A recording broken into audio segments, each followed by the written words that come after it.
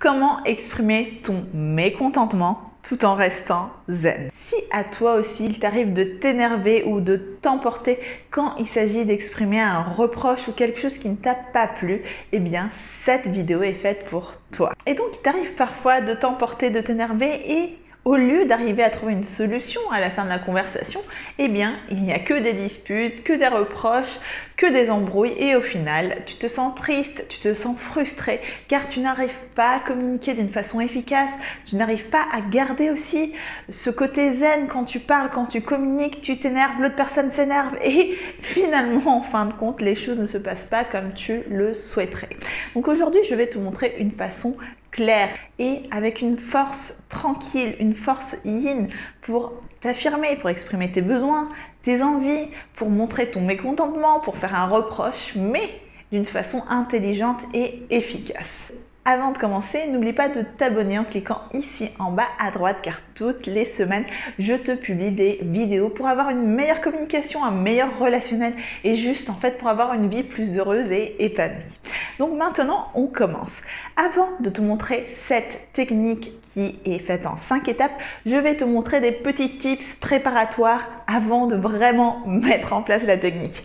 Et donc la première chose, c'est quand tu sens cette énergie monter, quand tu sens que tu commences un peu à t'énerver et que tu vas gueuler sur l'autre personne, eh bien, il faudra mettre une pause et te dire « Ok, là, je commence à m'énerver, là, je sens que ça ne va pas bien tourner. » On va respirer 3 fois. Cela va permettre à ton système nerveux en fait de redescendre. Car quand tu t'énerves, ton cœur s'accélère, ta respiration s'accélère et tout va très vite à l'intérieur de toi. Alors que si tu prends une pause, tu prends le temps justement de respirer plus lentement, tout ce système nerveux va se calmer aussi et tu pourras t'exprimer plus facilement et avec plus de tranquillité. La deuxième petite astuce, c'est aussi qu'on va privilégier le jeu et notre ressenti au lieu de dire tu, de critiquer ou d'accuser l'autre personne.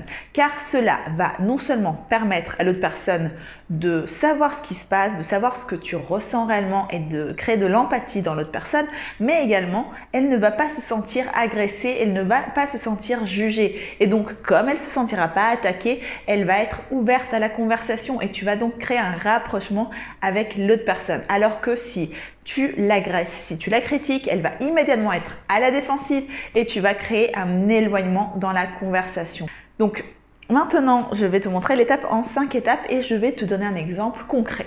Donc, tu as ton chéri qui s'appelle Julien qui passe toute la journée devant son ordinateur ou devant sa play et au final, ça t'énerve parce que tu aimerais partager plus de temps avec toi. Tu aimerais peut-être que vous dîniez ensemble, mais lui, il dîne face à son ordinateur et c'est juste fatigant et t'en as marre et tu voudrais qu'il arrête de faire ça. Et donc, typiquement, quand vous êtes énervé, ce que vous allez dire à votre chéri, c'est « Non, mais de toute façon, c'est toujours comme ça avec toi. Moi, ça m'énerve. T'es chiant. Je m'ennuie en fait et je m'ennuie à cause de toi parce que tu passes toute ta journée sur l'ordinateur et j'en ai marre. » Donc, bien évidemment, Julien va se sentir un peu attaqué, un peu agressé et voilà, c'est encore une autre dispute qui commence. Donc, je vais te montrer comment lui communiquer la même chose mais d'une façon qui est zen, qui est assertive.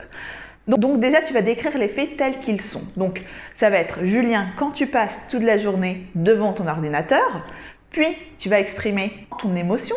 Je me sens triste car, donc après, tu vas exprimer ton besoin, car j'aimerais passer plus de temps avec toi. Quatrièmement, tu vas proposer quelque chose et donc je te demande de dégager un peu de temps pour moi, pour notre couple, pour qu'on puisse. Et là, tu vas insérer quelque chose qui va lui servir à lui. Donc, pour qu'on puisse passer un temps de qualité ensemble, pour que notre couple aille mieux, pour que notre relation se solidifie. Et comme ça, avec ces 5 étapes, tu auras communiqué d'une façon claire et efficace et surtout tout en restant zen à l'autre personne. Donc, je fais un petit récap. La première, c'est de faire un constat objectif. Donc, quand tu joues à l'ordinateur pendant toute la journée. Deuxièmement, tu exprimes ton émotion. Je me sens triste ou je me sens frustrée ou je me sens stressée. Troisièmement, tu exprimes un besoin car j'ai besoin de me sentir respectée, car j'ai besoin de passer du temps avec toi, car j'ai besoin de savoir que tu m'aimes. Quatrièmement, tu vas proposer quelque chose, tu vas lui demander de faire quelque chose. Donc j'ai besoin que tu dégages plus de temps dans ton agenda, j'ai besoin que tu m'appelles plus souvent, j'ai besoin que... Et la cinquième étape, c'est quand même de donner un petit truc qui va servir à l'autre personne, donc pour que notre couple s'améliore, pour qu'on ait une meilleure communication, pour qu'on soit plus contents tous les deux. Voilà. Bon, en tout cas, j'espère que cette vidéo t'a plu et qu'elle t'a servi. N'hésite pas à me laisser en commentaire quels sont les moments un peu difficiles où tu n'arrives pas très bien à communiquer. Et si la vidéo t'a plu, n'hésite pas à me lâcher un like en signe de soutien. Je t'embrasse et je te dis à très bientôt.